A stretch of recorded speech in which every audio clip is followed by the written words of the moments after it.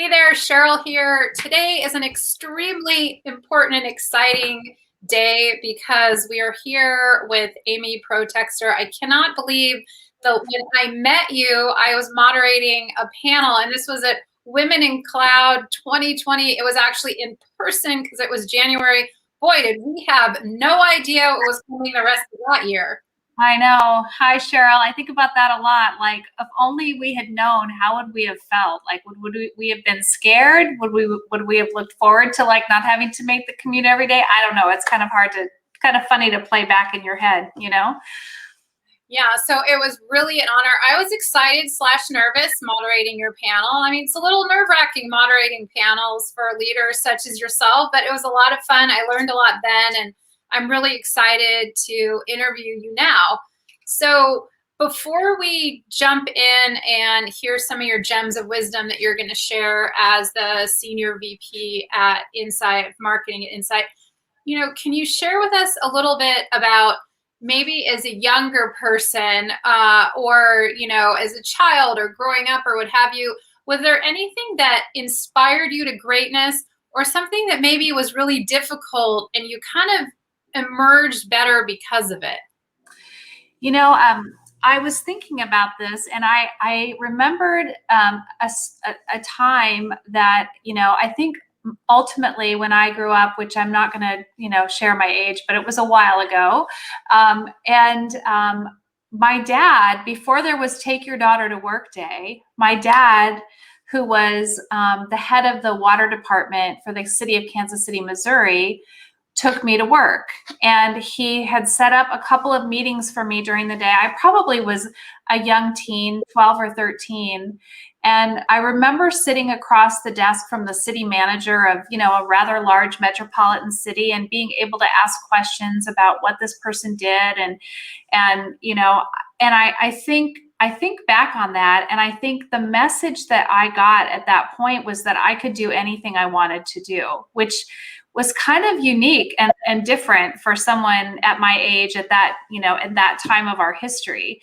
And I think, when I think about something that has been inspiring to me or that kind of helped me get off to that, early boost, I think that had a lot to do with it. I just never thought there was anything not open for me to do or try. And a lot of that was just formed by my dad's willingness to sort of open the world to me. And as the oldest of three girls, we used to give my dad a hard time because even the dog was a girl. The poor guy was just completely but he made it work, and he really inspired, I think, all of us to become, what we wanted to become with no limits. Yeah, and I want to take a pause on that for a second and just really highlight that he had a Bring Your Daughter to Work Day before that was a thing. So we can take that going forward, and maybe as we go back into work, or maybe we voice an idea, or maybe we're an emerging leader and maybe we ask to sit in on a high-level meeting, or just to be really bold in what we do for ourselves and also what we're exposing our kids to, because it might just mean that someday our kids will be sitting in a senior VP role of marketing or some other amazing position or accomplishment because of something that maybe even seemed simple to us at the time, but was really important. So that's really fun to hear. Yeah. Very happy that I had that experience. Yeah, so that's awesome. And so moving along, on your position at Insight, and your sense, can you share with us a little bit, where you started and how you ended up there? Were there any twists and turns and bumps along the road? And if so, how did you overcome those? Yeah, interestingly enough, I'm almost a little afraid to tell this story because of the imposter syndrome that so many of us feel. But I honestly can say I've never taken a marketing class. And I came out of college with a history major from a liberal arts college. And I think, more than anything, that taught me how to think, how to put ideas together, how to think strategically about moments in time, and the connections that make history happen, how the music and the art and the politics and the people of a certain time sort of create the genre or the era of history that happened. And that ability to sort of scale thinking was probably the greatest gift that I received in terms of an education, and everything else has really been self-taught. And I guess I have to say I've never been one of those people who knew where I wanted to be or knew where I would be in 5 or 10 years. My career has been pretty organic, and I've always just sort of looked for the next opportunity to contribute, to learn something new, to take on a little bit more, to explore a new area of opportunity. And I'm a big believer in growth mindset, in that sometimes giving people who don't know anything about something the opportunity to try it actually sort of exponentially unlocks growth in a person. And that's kind of how my career has gone, is I just kept taking one step after another, some of them steps to the side, some of them steps back, many of them steps forward. And at every point, just tried to do my very best work and learn as much as I possibly could in whatever role I was being asked to do from a career perspective. So I'm really glad that you brought that up, and just to take a couple perspectives on that. So it seems like the message that you're sharing for maybe emerging leaders, or maybe even established leaders who are looking to pivot, and that you might not have the perfect education, you might not have the perfect experience or background, but if there's something that you're passionate about, don't hesitate to try. Mm-hmm. And then also, it seems like it's important, if you are an established leader, to really identify strengths in people. Mm-hmm. Go after them. And even if they might be in one role, to really pull them out and say, hey, I noticed that this one skill within this role you're amazing at. Have you thought about doing this? Because I can't tell you how many folks that I've interviewed that said, I had never even thought about doing this role. My whole self just plucked me out of what I was doing, and I said, what? That sounds crazy.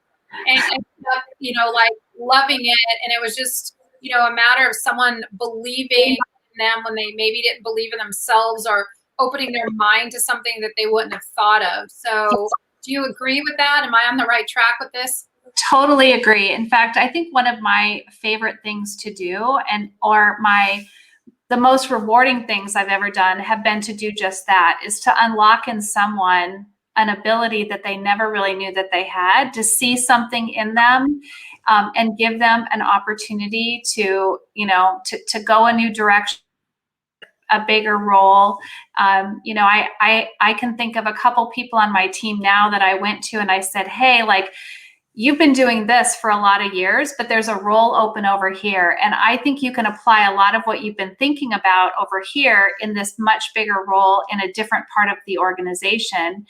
And if you have the courage to take it on and figure it out, it could be really, instrumental to improving and advancing your career.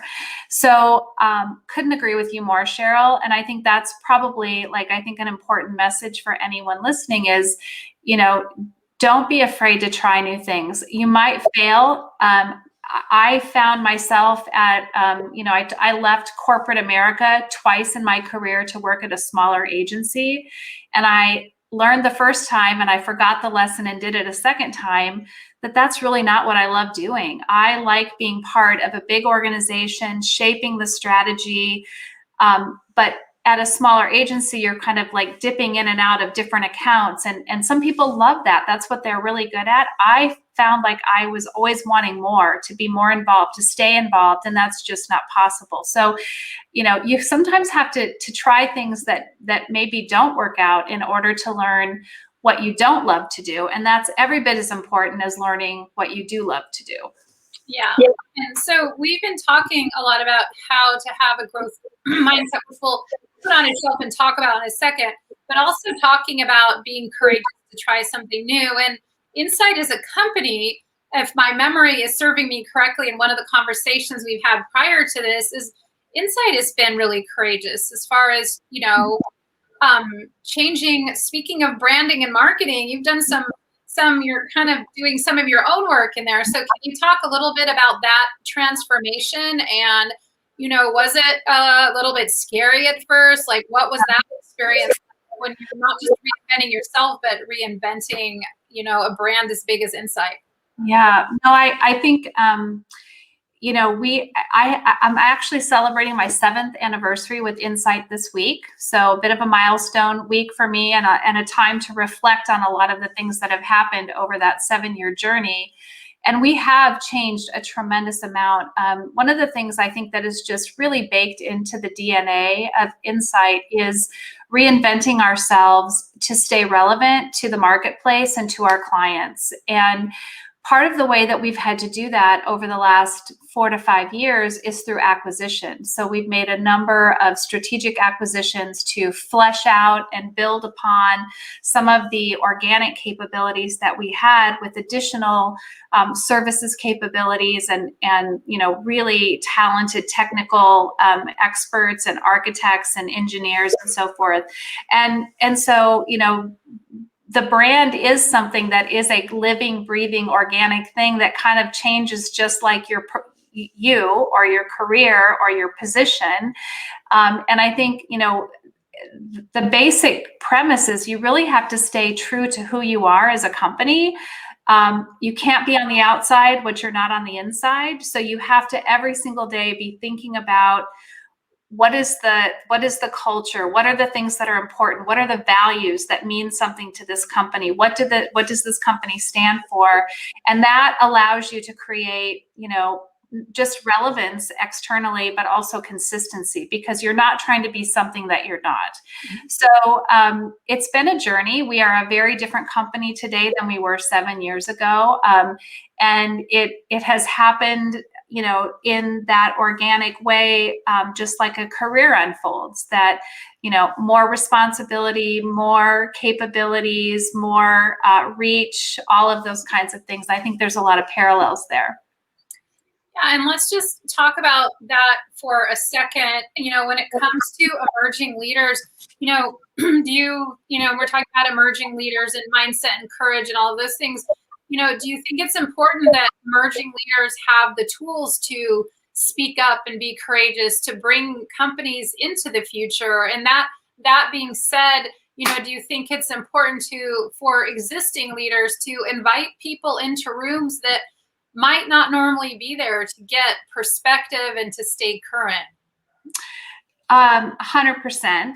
Yes. I think that one of the most valuable lessons I've learned over the course of my career is just how powerful co-creation is in terms of forward movement.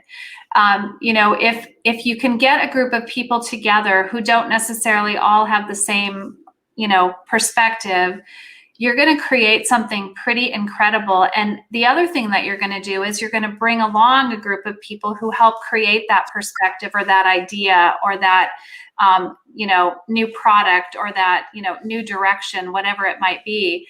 And they're going to be the ones, kind of arm in arm with you leading the charge, because they've bought in, they've helped create the vision, they've added their perspective.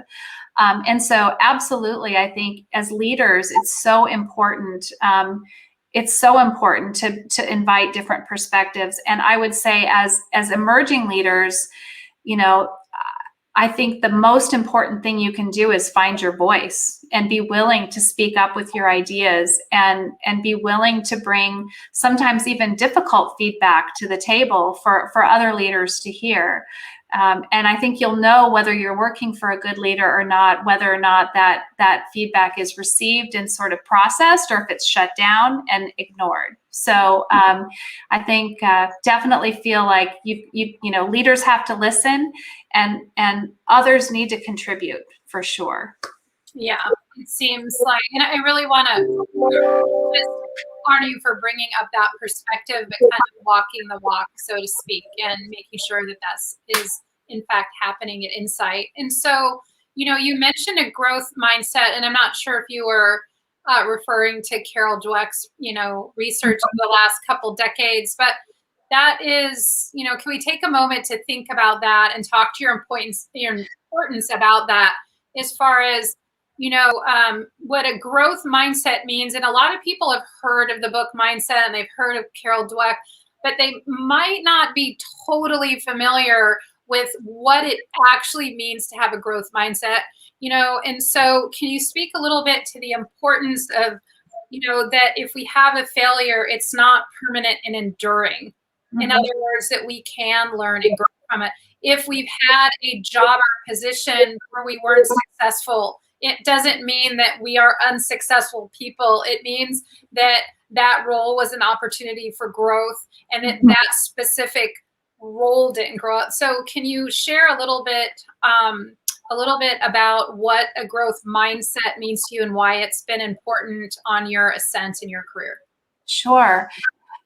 Yeah, to me, the growth mindset is that you, maybe just hearkening back to the first story I told, it's like there's no boundaries. You have the ability to go figure things out and continue to learn and grow. And that setbacks, I think it really becomes a matter of perspective and how you think about it. I have learned probably more from my failures than I have from my successes. And sometimes what you learn from a failure is what not to do, or how not to do it, or how not to be as a leader. I